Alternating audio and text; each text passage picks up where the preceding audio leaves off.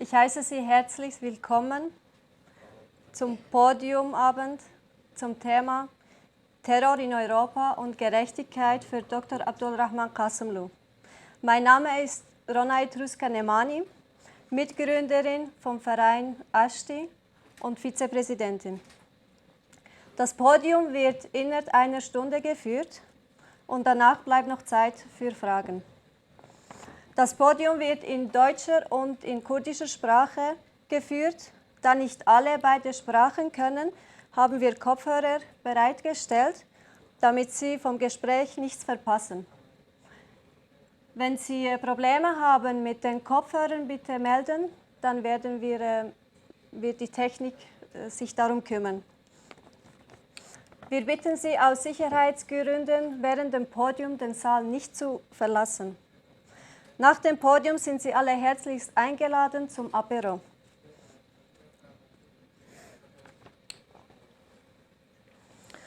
سڵاتان لەبێ هاونیشتمانانی عزیز زۆر بەخێر بێن بۆم ئێوارەیە پانێلی دەبارەی ترۆری دکتۆر قاسملوویدا و لەبارەی پرسی کورد لە ڕۆژهەڵات و بەگشتی لە کوردستان پێم خۆش بوو سەرەتا ئەوڵ باسی بکەم ئێمە ڕێکخراوە ئاشتیمان بۆ داناوە و ئامانجمان سێ بۆ ڕێکخراوە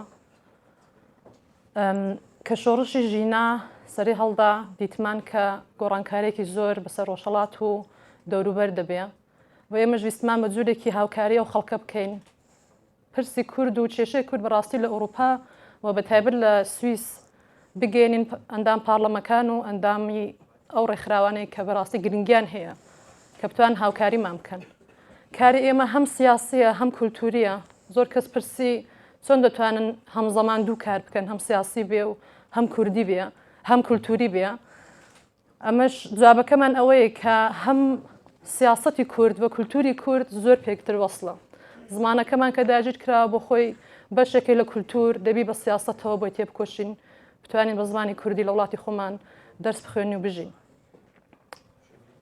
هیوادارم ئێوارەیەکی باش و هەبێ وەک تروسکەش ئاماژەی بۆ ئێدا سەعاتێکی پێدەچێت پانێلەکە و دوایە بڕێک و کات دەبێ بۆ پرسکردن زۆر سپاس. Ich bitte Sie nun mit uns eine Schweigeminute zu halten, um alle Menschen zu ehren, die im Kampf für Freiheit und Demokratie ihr Leben verloren haben.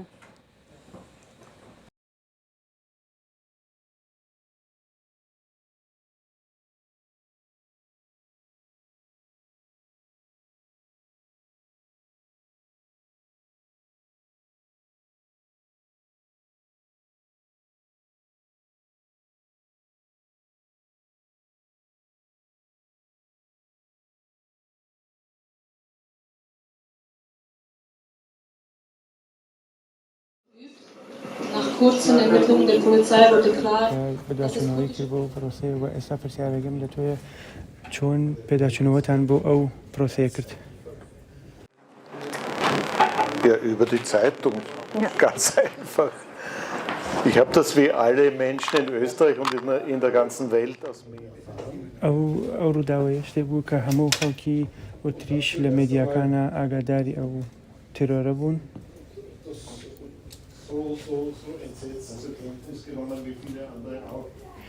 لە ئۆتریشیشە وەها بەجددی گیرا وەکو وڵاتانی دیکە کاتێک ئەو ڕووداوەیە ڕوویدا من لە ژووری خۆم لە پەرلەمانت بووم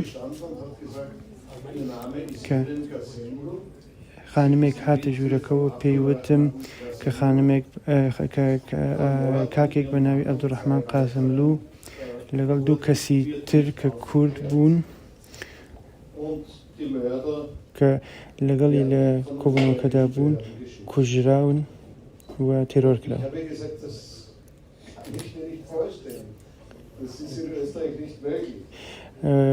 ئەو بۆ من تێگەشتنێشتە بۆ من زۆر سەختە چون شتیوا لە ئۆتریشە مەحاڵە بەڵام ئەو پێوتم کە ئەو شتە ڕووی داوە ئێمە هەموو مەدارەکەکانمان هاوەرد و سیرمان کرد و بەڕەسیمان کرد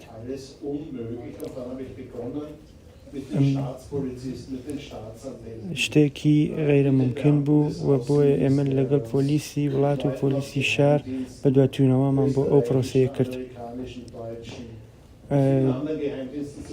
بۆ اطلاعاتی ئەمریکا و ئێران ئەمریکا و ئۆتریش و ئەڵمان دەست بەکار بوون بۆ پێداچوونەوە بۆ ئەو بابەتە.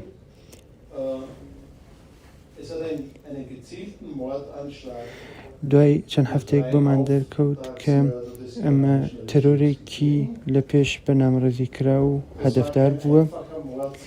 ئەمە تەرۆرێکی زۆر سادە نەبووە، بەڵکو تەرۆرێک بووە کە ئۆرگانێکی زۆر گەورەی لە پشتەوە بۆ بەنامڕەزیێکی زۆری بۆ کراوە و منیش ئەو کاتە بوو کە هاتمە سەر پەروەندەکە. دکتۆر قاسملو چەند سەعات پێش تێرۆرکردنی لە بیرۆکە بووە.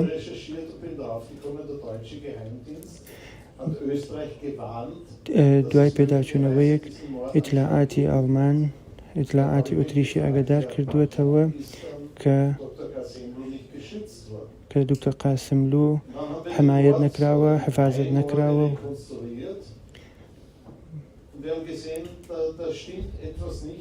و دوای پێداچوونەوەکان دەرکەوت کە شتێک لەم بارەوە بەباشی جێبەجێ نەکراوە.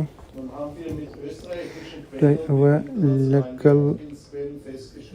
لەگەڵ پەرلەمانی ئۆتریشا ئەو شتمانە دیاری کرد کە لەو کاتەدا ئەو کەسانە ئەو تێرۆریانە کردووە مسلح بوون بە قورسی.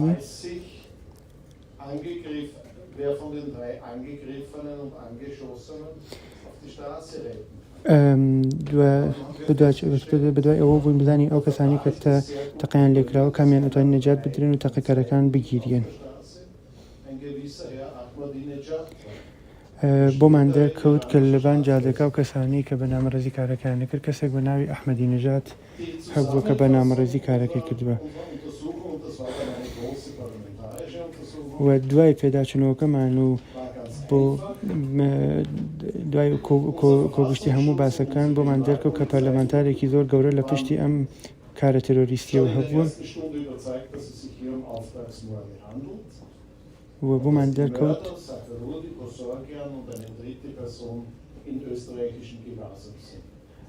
کە کەسی تێرۆرکراو لە سەفارەتی ئێران لە ئۆتریشا بووە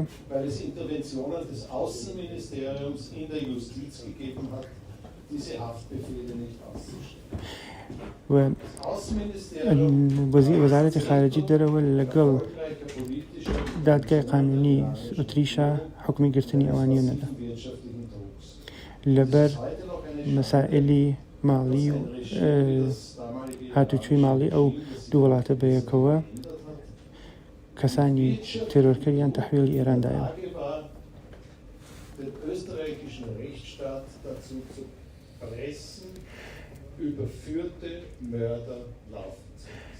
ئەوە شتێک بوو کە بۆ ئێمە جێگەی پرسیار بوو بۆچی حکومەتی ئێران توانی فشار بۆ دەوڵەتی ئۆتریش بێنێت کە ئەو کەسانی کە بوون بە هۆکاری ئەو تێرۆرە بنێرنەوە بۆ ئێران. و من ئەو معلوماتمە بۆ هات کە ئەو کەسانەی کە ئەو تێرۆریانە کردووە دواتر نێردراونەتەوە بۆ ئێران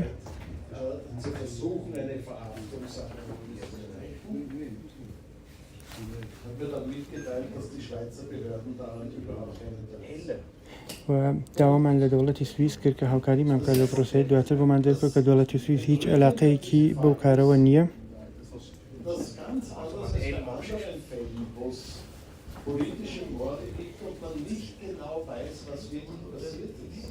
ئەمە تەرۆرێکی سیاسی بووە بۆمان دەرنەکەوت کە هۆکاری کە دلیلی ئەم کوشتنە چی بوو و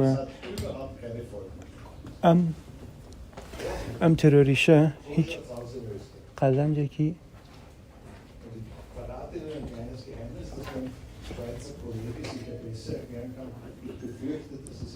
ئەمە سڕێک بوو کە دۆستانی سوئیسمان هیچ وەختە ئەو سڕیانە بڵاو نەکردەوە.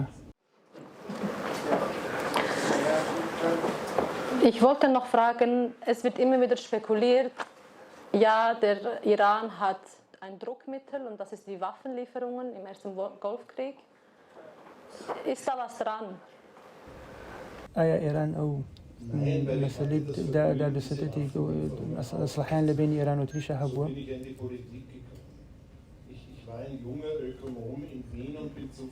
من أوقات جواني كي اقتصادان بوم لوي و أو مسائلان لبين إيران وعراق وأوتريشتا بوكا أبوايت چاودێری بکرابێت dass der einzige Diplomat, der diese illegalen Kanonenlieferungen an Irak und Iran aufklären wollte, ئەو کاتێک کە تەنیا کەسێکم دیپلۆماتێکی غێرقانونی بووە کە ئەو بیزنسانی لە بینی ئێران و عێراق و وتریشە ئەکرد.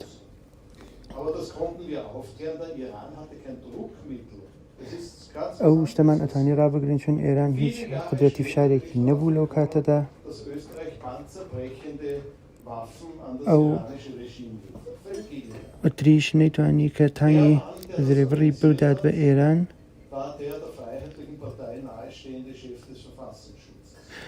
و کەسانی کە ئەو پارتی ئازادی خوازانی ئۆتریش بوون کە بەرگریان لەو کارە ئەکرد و ئەوانی تریش بە شتەکان هەر پشتگوێ ئەخست و زیاتر لەسەر ئەو مەسەلە نایچوون.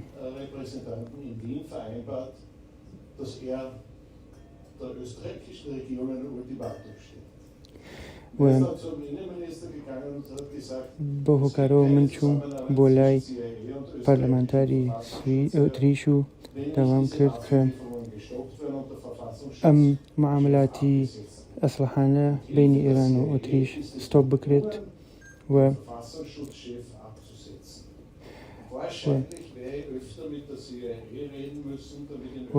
بۆ ئێتانی ئەوان پێویستیان بەوە بوو کە لەگەڵ ئەمریکا قسەکەن و ئیجازەنامەکە ئەمریکا. Zu Herr Amris Tod fragen.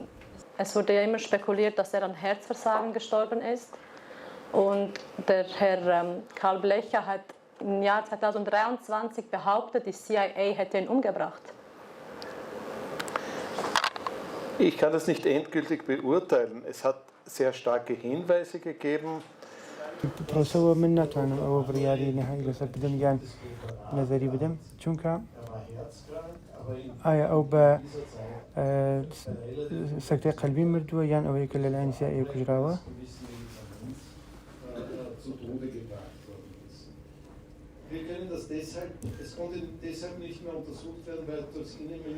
ئەوە نەئەتوانرا کە درێژە پێ بدرێت چونکە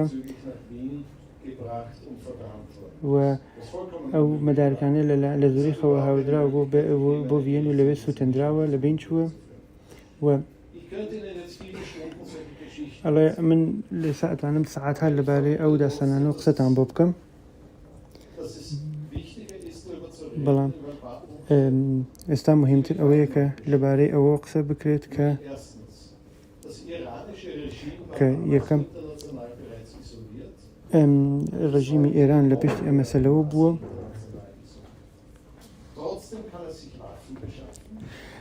بێجگە لەوەیشە کۆماری ئیسلامی ئەتوانێت هێشتا کار لەسەر ئەسلحە سازیەکانی بکات و معاملاتی ئەسلحەی بکە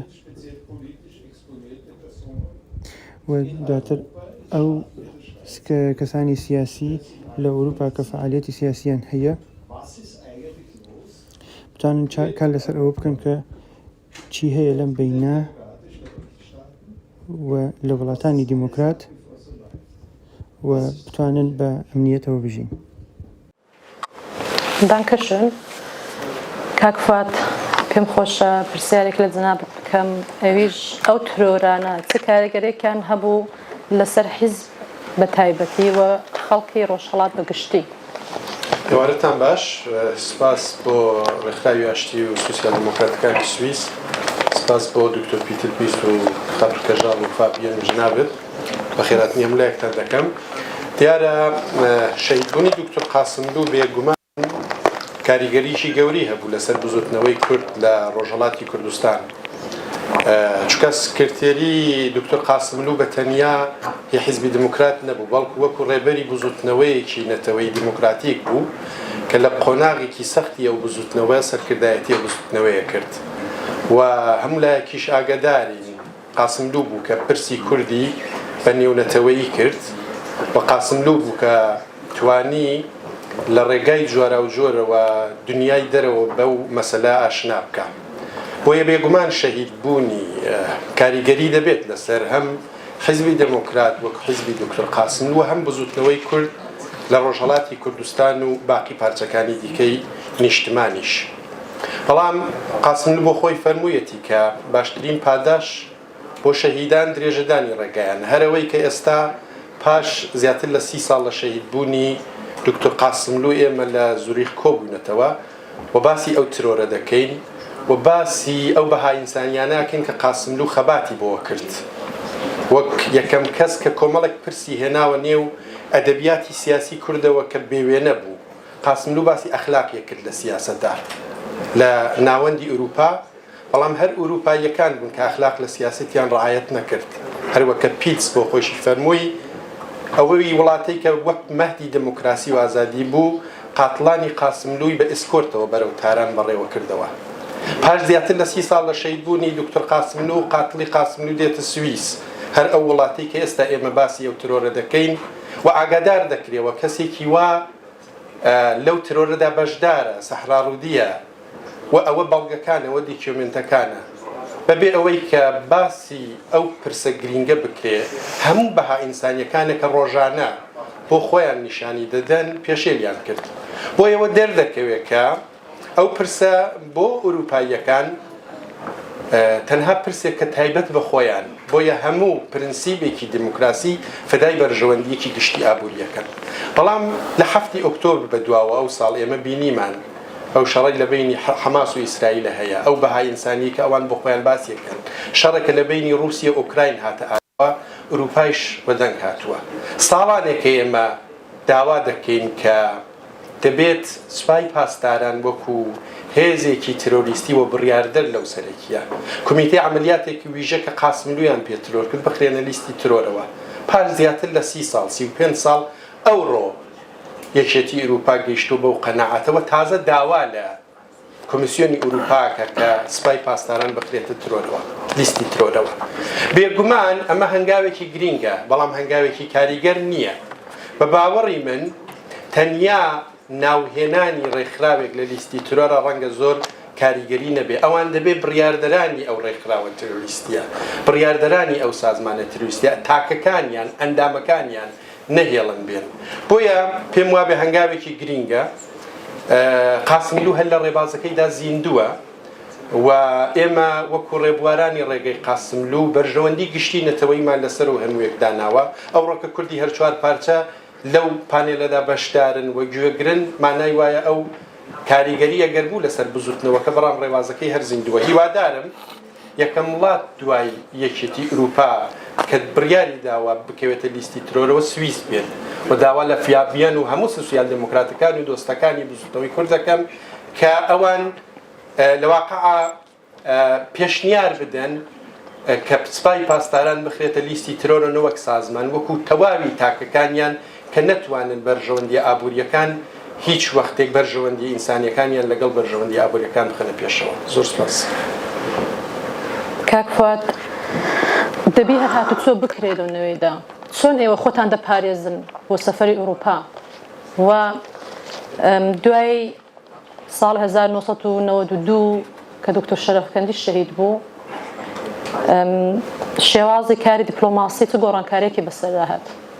ئەزانی ئەوەی کە چۆن هاتوو چۆ دەکەین یا چۆن دێن ڕەنگە شتێکی پەیوەندیداری تەشکیلاتی حیزبی بێت.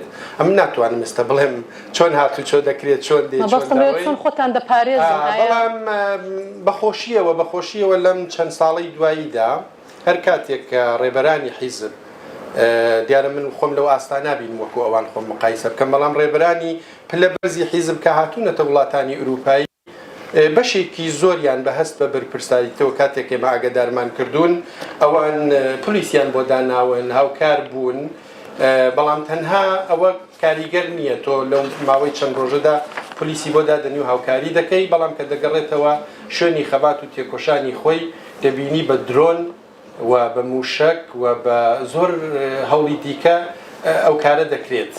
لەو ڕۆژاندا بینیمان لە هەولێری پایتەختی هەرێمی کوردستان ماڵی سەرمایەدارێک دەکەوێتە بەر هێرشی درۆنی موشکی بە تۆمەتی ئەوەی کە مەسەلەن بنکەی موسادا لە حاڵێکە یەک بەڵگە نەبیندرایەوە خودی ئەو عێراقی کە ئەو ڕۆ زۆر کێشەی بۆ هەرێمی کوردستان دروست کردووە بەرپرسی ئەنجومەنی ئاسایشی عێراق دێت دەڵێ قاسم حەرەجی ئێمە یەک بەڵگەمان نەبینوێتەوە کە ئەو بنکەی موساد بێت بۆ ئێوانە هەمووی بیانون بە باوەڕی من دکتۆر شەرەفکەندیش کە ترۆر کرا زۆر جار ئێمە دەبێت ڕەخناڵە خۆش بگرین ئەزمونمان وەرنەگرت لە شەیدبوونی دکتۆر قاسملو و احتیاتەکانمان نەکرد بالاخره من نابێ بگەڕینەوە بۆ دواوە مێژوو سەیریکەین بەڵام دەبێ وەکو ئەزمونێک سەیری بکەین بۆ داهاتوومان ببێتە ڕێنیشاندەر هەمووەمانە دەست دەدەنە دەست یەک ئەوڕۆ لە سەردەمی نوێدا کورد پرسەکەی یەک پرسە یەکگرتووی کورد لە هەموو پارچەکانی کوردستانە گرینگە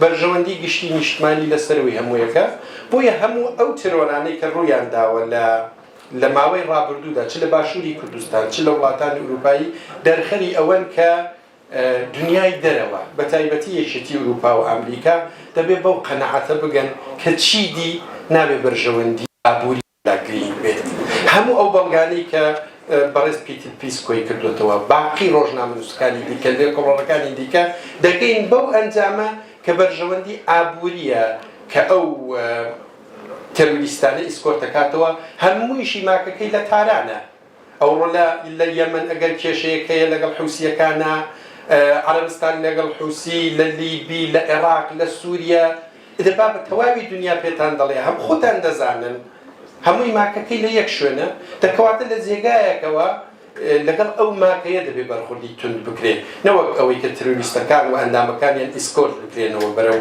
تاران بۆیە بە باوەڕی من ئێمە دەبێت ئەزمون وەربگرین و ئەو ئەزمونە ببێتە ڕێنیشاندەر بۆ پلانەکانی داهاتوومان. Also Spaß. Auch wenn man neutral ist, wie ist es möglich, dass man trotzdem so schwere Waffen an einen... پرسیارەکە ئەوەیە کە چۆن ئەبێ سەرڕای ئەوەی کە ئەو دوو وڵاتە ئابۆشی وە نۆیترالن ئەتوانن ئەسلحە بە ئێران بفرۆشن. ئەمە پرسیارێکە کە احتمالاً هەموو ئێوارە هەموو شەو ئەتوانێت قسەی لەسەر بکەین و هیچ جوابێکیشی بۆ نییە و ئەو پرسیارێکە کە ئێمە لە پارلەمانە باس کراوە و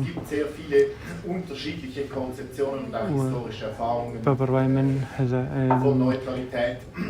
نەزاراتێکی یەکجار زۆر هەیە لەو بارەوە لەسەر نۆترالیتەتی سویس و ئۆتریش لەو بارەوە.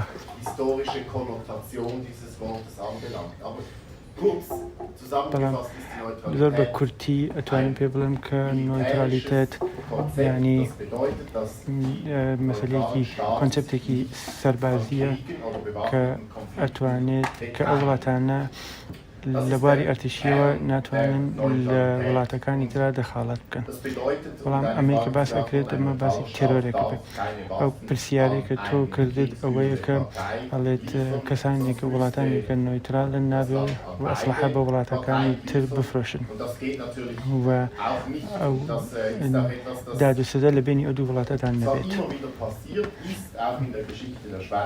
بەڵام ئەو شتە شتێکە کە هەمیشە لە سیاسەت و لە مێژووی وڵاتی سویسا شتە هەڕووی داوە کە ئێران و سویس هەمیشە هاوکاریان پێکەوە هەبووە و هەموو جۆرە معاملاتێکیان پێکەوە بوو بە هەروەها لە ئەفریقا و لە ڕۆژهەڵاتی ناوەڕاستە ئەو معاملاتانە بووە بە لە سووریا.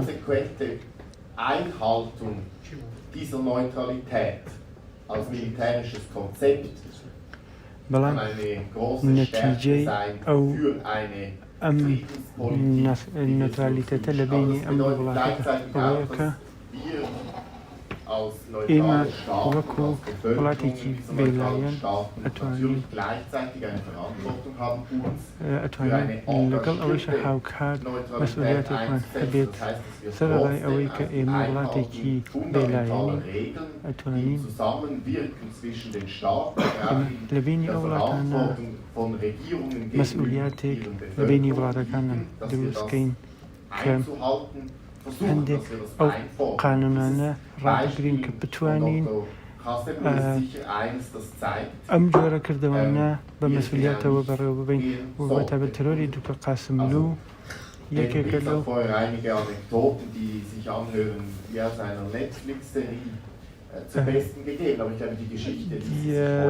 وەکۆی کە بیستمان لە سریالێکە لە نێتفلیکسە کە باسی ئەو داستانە کرا بوو. Herr Dr. Pilz hat erwähnt, dass der Mörder Saharudi in der Schweiz war. Und er hat das auch weitergeleitet, hat die Behörden informiert. Wie kann das sein, dass so ein Mörder... ئەوەی کرد کە سەحرارۆدی هاتووە چۆن ئەتوانێت ئیجازە بدرێت کە کەسێکی یاوە تێرۆریست بێت ئەم وڵاتەوە معاملاتی لەگەڵ کرد. منی ڕۆشتنە بیستەوە ئێستاش نازانم بۆچی ئەو ئیجازە دراوە و چەندەها نمونەی تریش ئەزانم کە مەسئولانی سویس لە ئەینەن شتا لە ئەین حاڵەتە ناتوانانی بە واردی وڵاتی سویس بن کە لە حاڵەتی ئەوە داسانێکی سیاسی مێژوویەکی سیاسی لە پێشتا هەبووە. بەڵام ئەوە شتێکە کە ئێمە نازانین بۆچی ئەو شتاوە بڕیادراوە. بەڵام ئێمە وا بۆی ئەچین کە ئەوە بڕیارێکی کانتۆنی بوو. Wir haben eine Petition lanciert. Wir verlangen von der Bundesversammlung und von den Bundesräten eine Stellungnahme wegen dem Terror an Dr. Abdulrahman Qasem. دووبارە خستنە جریانی پرۆسەی تیرۆری دوکتۆر قاسملوو. بۆ ئەوەی کە کۆماری ئیسلامی وەکو ڕژیمێکی تیرۆریستی بەندە دنیا بناسرێت و بە ڕسمیت بناسرێت. ئەڵێت ئەوە شتێکە کە ئێوەش چ بڕیارێکی لەسەردەن. سویسیش لە بەرامبەری ئەو معاملاتێک کە لەگەڵ ئێرانە هەیەتی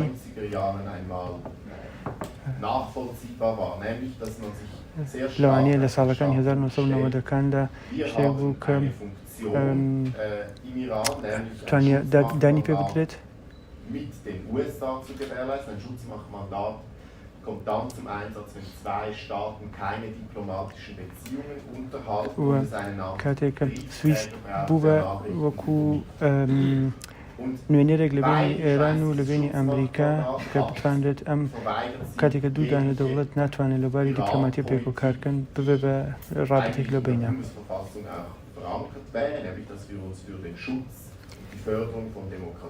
ئەمە شتێکە کە بۆ بەرەو پێشبردننی دموکراسی و مافی ئینسانی کە سویس لەم بینە لە بینی ئێران و ئەمریکا بتوانێت ئەنجامی بدات. بڕوای من ئەم سیاسەتە سیاسەتێکی زۆر پێشکەوتووە کاری ئینقلابی ژینا کە ئێرانی کە ڕژیمی ئێران خەڵکەکەی خۆی بە شێوەیەکی زۆر وەحشیانە هین ئەکات و گوشاری قسە لەسەر ملکەکەی و هەروەکو ساڵ 1990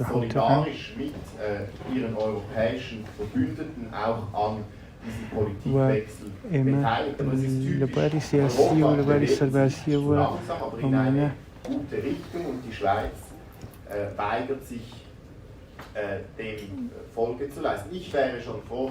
من خۆشحاڵ ئەبم ئەگەر سوئیس بتوانێت تەظاهوراتێک لە دژی ئێران جێبەجێ بکات و بوندەسراتیان دەوڵەتی پارلەمان و بتوانن ئەم کردەوانە لە تەظاهوراتەکانە لە ڕێپێوانەکانە بەشدار بن و بۆ دموکراتی وڵاتێکی دموکراتی هاوکاری خەڵکی ئێران بن و بۆ بتوانێت تەسیرێکیشی هەبێت. Herr Dr. Pilz, wollen Sie da noch etwas dazu hinzufügen? Also ich werde jetzt ganz sicher keine Neutralitätsdebatte führen. Ich habe vor vielen Schweizer Einrichtungen من زۆر خەڵکی سوئیس هەتا پارلەمانتار و کەسانی بربر أم مثلا ما بس كردو بس ما لقل يعني كردو Mich interessiert was ganz anderes, nämlich zum Beispiel diese Sanktionen. من Das könnte ein wirklich tolles Instrument sein, wenn diese Schwerstverbrecher und die italienische Mafia es verglichen كاتك أم دزانو مافيا إيطاليایی diesen Herrschaften بتوانن أم eine sehr harmlose Kasana. Tätigkeitsorganisation. و أم Wenn die alle أورجانيزاتشنن sich namentlich auf Listen finden, wo sie wissen, كاتك jede Reisebewegung ناوەکان verhindert لە ناو لیستەکانە بدۆزرێتەوە بتوانن لە ناو ئەو ناوانە Weil ناوی das ئەو würde die لیستانە Herrschaften aus der بدۆزرێتەوە کە تێرۆریستن. Revolutionsanklagen ziemlich hart treffen, weil sie sehr geschäftstüchtig sind. ئەمە شتێکی بڕیارێکی زۆر سەختە لەبەر خاطرێککە معاملاتێکی ئابووری لەگەڵیاندا هەیە. Habe ich mit einigen Leuten aus dem Sicherheitsbereich, das war من damals möglich, لەگەڵ gesprochen und die haben mich darauf hingewiesen, dass im Iran die Prostitution deswegen so scharf verfolgt wird, لەگەڵ واکە لەگەڵ ئێرانە weil die Barua- Revolutionsgarden selbst die Prostitution kontrollieren und dieses Geschäft monopolisieren. ئەم زۆر معاملاتانە سویسادە لێ ئەکرێت و لەبەر ئەوەیە بە دەقیقی Das ist eine. لەگەڵ دقیق لەسەر ئەو مەسلەیەکە ئەوە یەکێکیان دومین دلیلیان Sanktionen müssen verhindern, dass تحریمەکان inlandsstaatliche Waffensysteme und ئەبێت Komponenten بە جۆرێک بێت کە دژی فرۆشتن و کڕینی ئەسلحە لە بینی ئەو دوو وڵاتانە بێت. ئەوە شتێک نەبێت کە ئێران بتوانێت بڕیار بدات کە چنۆ ئەسلحێکی پێ بدرێت Aufklärung, Logistik, Elektronik, و بۆ ئەسلحەی جەنگی hier و wirklich gut جێتی genannt zu sein, شەڕی würde das iranische Regime wesentlich mehr treffen. Oder geht's? کە Weil die russische معاملاتی ئەو und sogar die دوستانە لەگەڵ türkischen ئێرانە Drohnen کرێ nicht و besonders gut ڕوسی و funktionieren, ڕوس و wird تورک die Ukraine mit لا- iranischen Drohnen کە angegriffen. لە کاتێک حملیان کردو بۆ ئێران و لە عینی حاڵیشە ئەبێت دژی ئێرانی شەشتە بکرێت بەڵام ئەمەش لە حاڵەتی کە ئێران تەکنۆلۆژیەکی زۆر Das بەرزتری ist هەیە überhaupt nicht notwendig zuzulassen ئەمە und dann ئەسڵەن Milliarden zu investieren. ئیجازەی پێ نادرێت Die کە ukrainische کە بۆ Bevölkerung ئێران ئەو von سەرمایه‌گوزاری بکرێت iranischen Drohnen, in denen amerikanische und europäische Wa- Technologien stecken, zu schützen. خەڵکی ئوکراین و Und genau لەبەر dieses ئەوەی Sanktionsregime brauchen wir. Intelligente, punktgenaue, scharfe Sanktionspolitik. ئەم جۆرە تەحریمانە ئەبێت بە شێوەیەک بێت کە فشارەکە بخرێتە Wo سەر hat jemand ئەو aus dem دەوڵەتە Regime کە ئەو جۆرە معاملاتانە لەگەڵ Das ist وڵاتانی wirklich تریان schrecklich. نەکات. Finden Sie die Bankkonten der, ئەو der iranischen حساب Regierungsgangster بانگەکانی سەرکردەکانی ئێران und لە sie سویسا werden بدۆزنێتەوە ziemlich erfolgreich sein. و ئەوە شتێکە کە بەڕاستی سەرکەوتووە ئەبێت بەڵێ وایە. Ich würde da gerne eine Finderprämie für Mit der Journalisten, die mich fragen, ja, gibt es denn Hinweise, dass es هەموو کاتێک خەبەرنگارەکەیەکە کە ئەو پرسیارمە لێ ئەکرێت کە ئایا ژمارە حسابی کەسانی ئێرانی حسابانی سەرکردەکانی ئێرانی لە هینا لە سویسا هەیە. das kein Bankkonto in der Schweiz hatte. Die Schweiz ist ja auch immer stolz darauf, dass wir die Hälfte aller سویس russischen سویس هەمیشە Oligarchen in ئەو حساب Europa بانکیانە هەیە و سویس هەمیشە غڕورێکی هەیە کە Aber das ist der Grund, حسابی weil wir ئەو so جۆرە کەسانی unglaublich بلۆک große بکات و Mengen چون russischen Oligarchen ئەو Geld hier بەشێکی جار زۆری über Jahre حسابی gebunkert haben. خەڵکی رووسیەکان کە دۆلارایەکی زۆر پوڵهایکی زۆری تیا بووە هین کراوە و بلۆک کراون. 100% einverstanden, was Peter Pilz in Bezug auf Sanktionen gesagt hat, aber was wir ja letztes Jahr شتێکە کە من hatten als گەرەکمە Situation لەبارەی war, dass قسەکەی der پێتەبیل لەبارەی Bundestag am تەحریمەکان selben باسکەم Tag ئەوەیە entschieden کە hat, die EU-Sanktionen gegen den Iran zu übernehmen, تحریمەکانی in Bezug ئێران لە auf ئەینان den ڕۆژدا بە Verkauf, دژی ئێران iranischer Drohnen an Russland, weil das قبول im کات و Rahmen des Sanktionspaketes دژی gegen ئەو die هێرشانەی russische Föderation beschlossen رووسیەش wurde. ئەو Und am gleichen Tag wurde تەحریمانەت beschlossen, dass کردن man die و لە Sanktionen ئەین der کاتە Europäischen Union سویسیش in Bezug auf تێیدی die ئەوەی schweren کردووە کە Menschenrechtsverletzungen des Iran بە دژی gegen die ئێران eigene Bevölkerung بۆ nicht ئەوەی کە überprüft. دژی مافی مرۆڤکاریان کردو لە ئێران و Sowas ئەو تەحریمانە operieren ببێت wir کەوت es, شتێکە das وەکو kann man سیگناڵێک fast in Worte fassen, Ka- diese Abed. Doppelzüngigkeit, dass quasi das Völkerrecht nur in einem Kontext gilt, in Aber- Bezug auf dasselbe Regime ئەوە und im شتێکە anderen ئەو nicht. Und خەڵکە das لە ist, glaube ئەین ich, auch حاڵات ein بەبوونی ئەو تەحریمانە و riesiger لەگەڵ ئەو Schaden für die ڕژیمە Glaubwürdigkeit all jener تاتی فشار Kräfte, die ئەبن sich zu Recht dafür einsetzen, dass das Völkerrecht und das Menschenrechte كأبيت ببه هوكاري أويك ما في مروف وما في خلق لإيران بباشي بجيب بكرت. Ich möchte gerne zurück auf das Thema Terror in Europa kommen. Da der Kajal پێم خۆش بوو لە ئێوە جەنابەت پرسم کە دکتۆر قاسم شەهید بوو خۆت پێشمەرگە بووی لە شاغ بووی بۆمان باس کرد چۆن پەیامەت پێگەیشت بە دوای وەی ژیانەکە چ گۆڕانکاریەکی بەسەردا هاتە تاکو ئەو مەرحەلەی کە کاک فەتاح عەبدوڵ شەهید بوو. ئەو کاتتان باش لە کاتی تەرۆرکردنی نەمەر قاسملوو لە 13 ژوویەی 1989 بەدەست تێڕۆریستەکانی ئێران من وەکو کادری بەشی ڕاگەیاندن لە کۆمیتەی ئەو کاتی سەردەشت لە بەشی بێتەڵ یا بێسیم وەکو کادرکارم دەکرد. کاری ئێمە لە ڕێگای ڕایەڵکەی بێتەڵیەوەی سەرانسەرەوە پەیوەندی گرتن دەگەڵ هەموو هێزەکانی پێشمەرگە کۆمیتە شارستانەکان و بە تایبەتی دەفتەری سیاسی و ڕادیۆدەنگی کوردستان بوو کاتە. لە کاتی ئاساییدا ئێمە هەر بە دوو کاتژمێر جارێک هەموو بێسیمچەکان لەسەر هێڵێکە بۆمان دیاری کرابوو ئاڵوگۆڕی خەبەر و هەواڵمان دەکرد. کاتژمێر حوتی بەیانی بوو ئەو ڕۆژە ڕۆژی هەینی و ڕۆژی جێژنی قوربان بوو. وەکو هەموو ڕۆژەکانی دیکە بەرەو ژووری بێسیم چوون.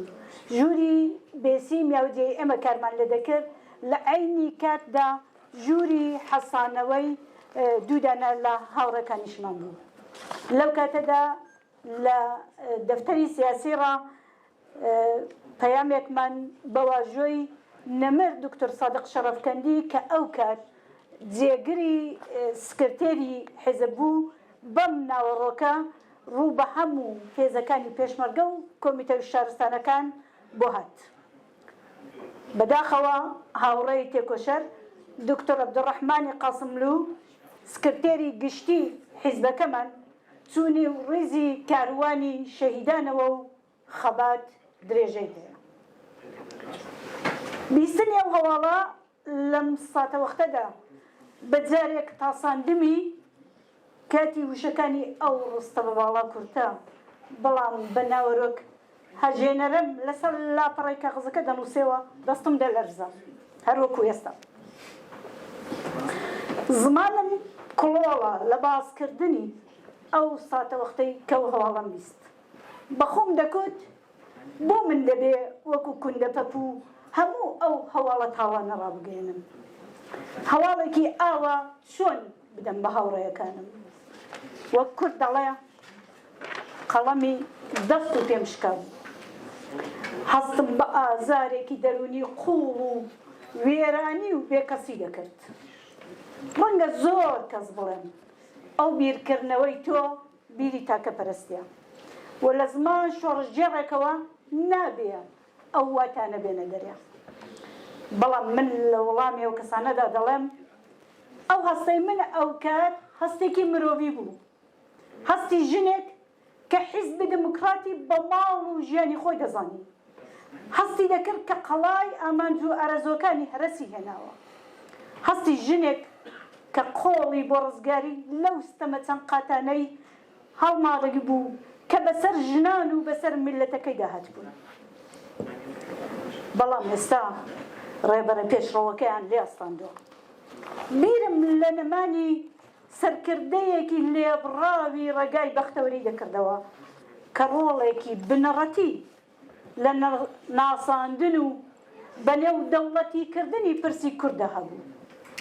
سەرکردەیەک کە ئەخلاق و پرەنسیپی لە سیاسەتدا کردە نەریت.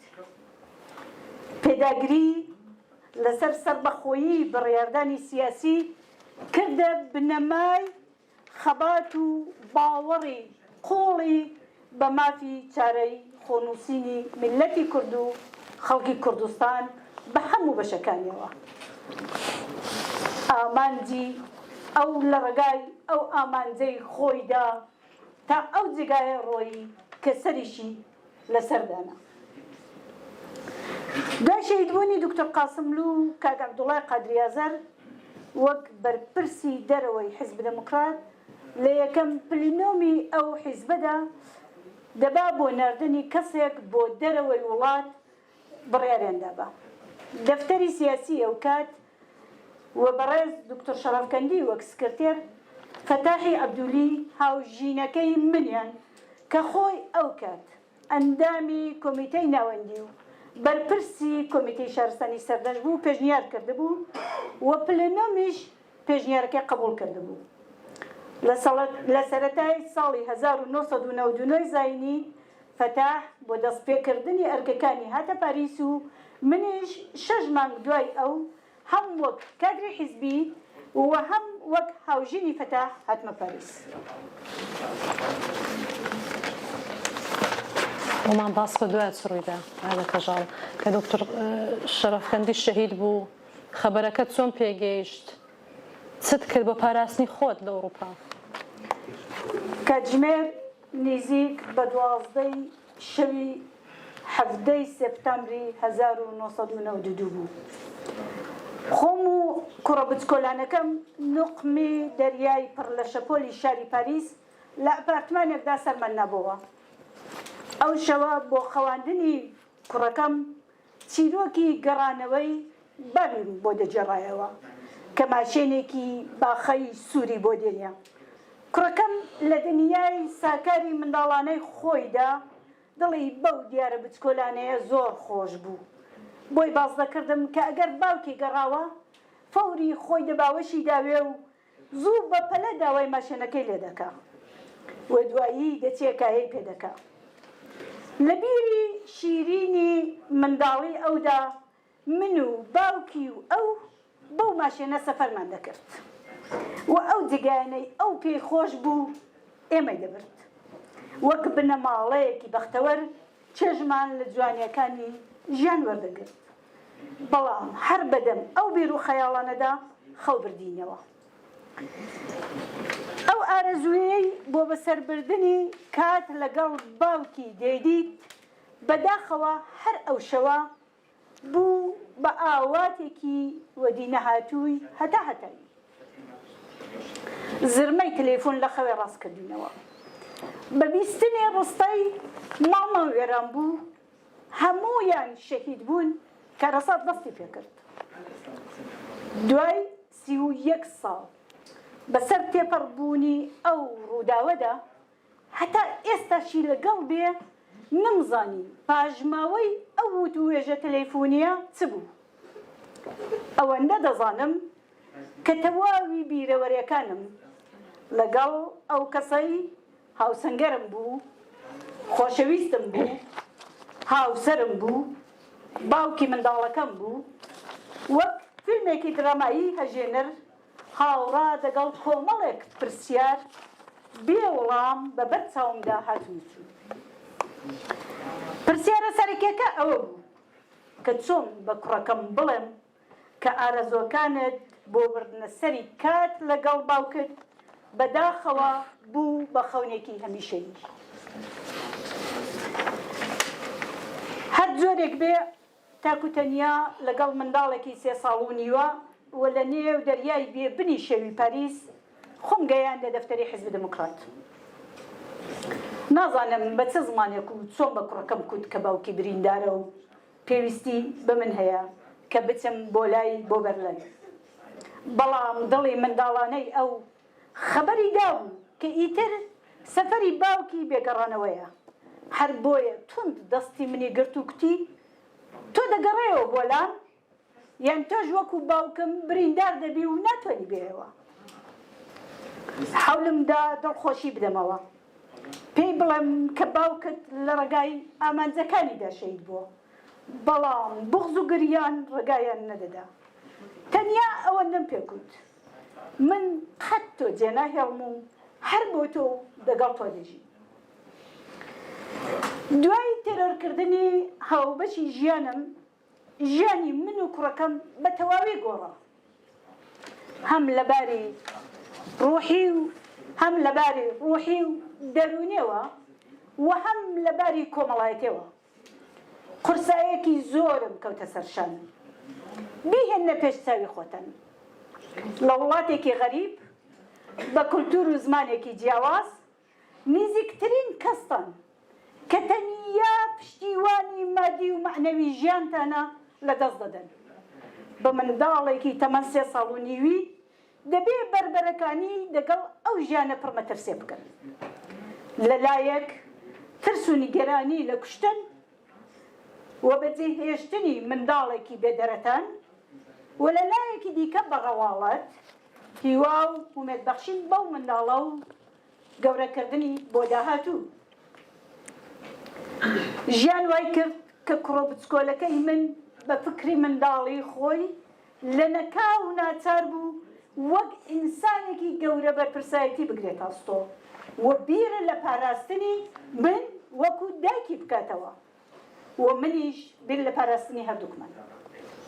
من پێم وابوو فەڕانسەی لانکەی دەموکراسی جێگایەکی ئەمینە بۆ ئێمە، بەڵام نەتەنیا فەڕەنسا بەڵکو هیچ شوێنێکی ئەو سەرزەمینە بەگشتی و ئوروپا بە تایبەتی بۆ ئێمەی چالاکوانی کورد جێگای ئەمن نەبوو ئەو کاتە و هەموو ڕۆژێ بە نیگەرانیەوە چاوەڕێمان دەکرد کە ڕەنگە لە شوێنێک لە گۆشەیەک کەسێک تەنانەت کەسێکی کە باوەڕمان پێی هەیە هەڵمان کوتێتە سەر و لە نێومان بەرێ تا ئێستاشی دەگەڵ بێ وەکو ژنێکی چالاکوانی ڕۆژهەڵاتی ناتوانم بە ئاسانی دۆستایەتی دەگەڵ هەموو کەسێکی بکەم و یا بە ئاسایی هاتوچۆی خەڵک بکەم.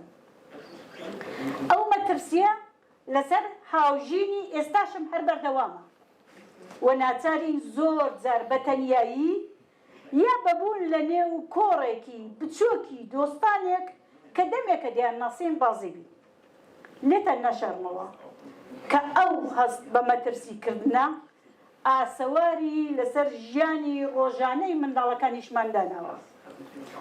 بۆ نمونە ئەگەر وڵامی تەلەیفۆنێک بە درەنگی بدەینەوە یا بێبیر لێکردنەوە نیگەرانیان بۆ دروست دەکەین دەگەڵ تەلەیفۆنی یادیدار دەگەڵ کەسێک کە نایناسین و یا تەنانەت سەفەر بۆ شوێنێک هەزاران سێناریۆی وەک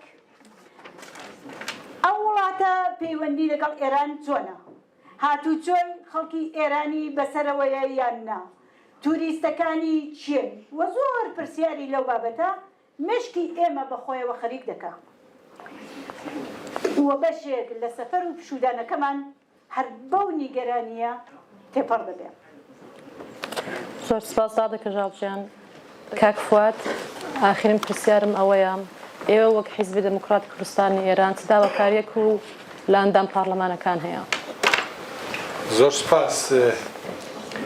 بۆیان داواکاریمان ئەوەیە پێش هەموو شتێک پەیوەندیە ئابووری و بارزارگانیەکانیان لەگەڵ وڵاتی ئێران بپسێنن، سپای پاسداران بخەنە لیستی ترۆرەوە. دیارە ئەو کاتەی ئۆتریش دەیتوانی کاری وا بکە، بەڵام قانونێک و یاسایەکە لە ئۆتریشە هەیە دەڵێ کاتێکە مەحکەمە ئەکرێ هەروەندەیەک کە قاتڵەکان وجودیان هەبێ بەداخەوان قاتڵەکانیان بەرەوتاران ئیسکۆرت کردەوە و بڕیارێکی دیکەشیان هەیە دەڵێ هەر کاتێک قاتڵێکە نەما هەتاکو 10 ساڵ پێم وابێ ڕەنگە دکتۆر پیس باشتر بزانێ ئەو محکەمەیە درێژەی هەیە دوای 10 ساڵ ئیتر پەیگیریکردنەکەی ڕادەوەستێ. بۆیە بە باوەڕی من حکوومەتی ئێستای ئۆتریش بە پێی ئەو بەڵگانەی کە هەموو لایەک ئاگادارن داوای لەبردنێک بە گەلی کورد و حیزبی دموکرات قەرزارە لە پای ئەو کارە خراپەی کە حکوومەتی ئەو کاتەی ئۆتریش کردی و ئەو پرۆسەی کە ئێستا پارلەمانی ئوروپا دەستی پێکردووە هیوادارن کۆمیسیۆنی یەکێتی ئوروپا تەئیدی بکە و باقی وڵاتانی ئەندام یەکێتی ئوروپایش بۆ جارێک و بۆ هەمیشە دەبێت ماکەی ترۆریستیەکە و تاک بە تاکی ئەندامەکانی لەبەرچاو بگرن و وەکو تروریزمی نێودەوڵەتی کۆماری ئیسلامی ڕسوا بکەن. ئەوە داوای ئێمەیە وەک حیزبی دموکرات.